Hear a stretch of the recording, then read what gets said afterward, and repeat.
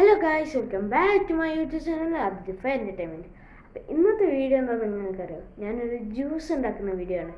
ഇതുവരെ ഞാൻ ഇട്ടില്ല, അപ്പോൾ ഒരു വെറൈറ്റി പിടിച്ചിട്ട് ഞാൻ ഇട്ടാണ്. അപ്പോൾ ഇന്നൊരു ജ്യൂസാണ് ഗൈസ് ഉണ്ടാക്കുന്നത്. ജ്യൂസിൻ്റെ പേരൊന്നും എന്താണെന്ന് എനിക്കറിയില്ല. ഒരു ജ്യൂസ് അപ്പോൾ ഇതിലോട്ട് ഇൻഗ്രീഡിയൻസ് എന്തൊക്കെയാണ് വേണ്ടതെന്നുള്ളത് ഞാൻ ഇപ്പോൾ ഇവിടെ കാണിക്കും. അത് ഞാൻ എഡിറ്റ് ചെയ്യുമ്പോഴാണല്ലോ, അപ്പോൾ അത് കാണിക്കും. പിന്നെ ഈ വീഡിയോ നിങ്ങളെല്ലാവരും ലൈക്കും ഷെയറും ഫുൾ സപ്പോർട്ട്. ഓക്കെ, പിന്നെ എൻ്റെ ഫ്രണ്ട്സിന് എല്ലാവർക്കും ഷെയർ ചെയ്യണം. പിന്നെ ഇത് നിങ്ങൾ വീട്ടിലുണ്ടാക്കി നോക്കും വേണം. അപ്പോൾ നമ്മൾ വീഡിയോയിലോട്ട് പോവാം. അപ്പോൾ ഈ ജ്യൂസ് ഉണ്ടാക്കാൻ വേണ്ടിയിട്ട് നമുക്ക് കുറച്ച് സാധനങ്ങളാണ് വേണ്ടത്. അതിൻ്റെ ഇൻഗ്രീഡിയൻസ് എന്തൊക്കെയാണ് വേണ്ടതെന്നുള്ളത് നിങ്ങളിപ്പോൾ കണ്ടിട്ടുണ്ടാവും. അപ്പോൾ ഇനി 2 ടീസ്പൂണ് അവിലെടുത്ത് ഗ്ലാസ്സിലോട്ടിടാം. ഒരാൾക്കാണ് 2 ടീസ്പൂണ്. ഇനി കുറേ പേരുണ്ടെങ്കിൽ അതിനനുസരിച്ച് ടീസ്പൂണും കൂട്ടുകയും ചെയ്യാം.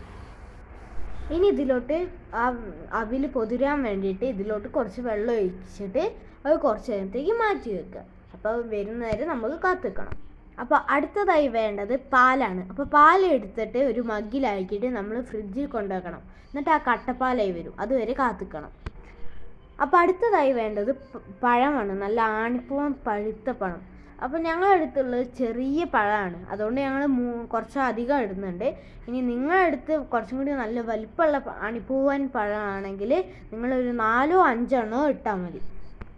ഇനി അതിലോട്ട് നേരത്തെ പൊതിരാൻ വെച്ച അവിലില്ലേ, അതിങ്ങനെ ഫുള്ളായിട്ട് ഇങ്ങനെ ഇടുക.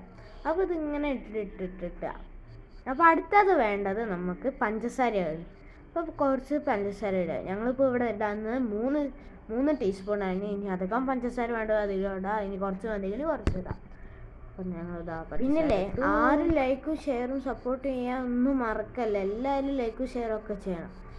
ഓക്കെ, ഇനി ഇതിലോട്ട് വേണ്ടത് അടുത്ത് നല്ല കട്ടപ്പാലാണ്. ഞങ്ങളവിടെ കറണ്ട് ഒക്കെ പോയതുകൊണ്ട് കട്ടപ്പാലില്ല, അപ്പോൾ നല്ല ലൂസായിട്ടുള്ള പാലാണുള്ളത്. അപ്പോൾ ആ പാൽ ഞങ്ങൾ ഒഴിക്കുകയാണ്.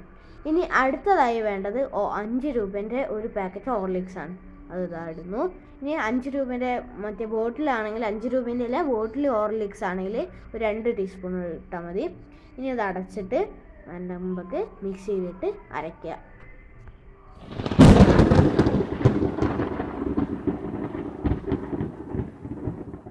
അപ്പോൾ ഇനി മിക്സിയിൽ നിന്ന് ഈ ജ്യൂസ് എടുത്ത് ഗ്ലാസ്സിലോട്ടാക്കാൻ. എനിക്ക് കട്ടിയുള്ള ജ്യൂസാണ് ഇഷ്ടം. ഇനി നിങ്ങൾക്ക് ലൂസായ ജ്യൂസാണെങ്കിൽ കുറച്ചും കൂടി പാലെടുത്തിട്ട് അടിച്ചെടുത്താൽ മതി.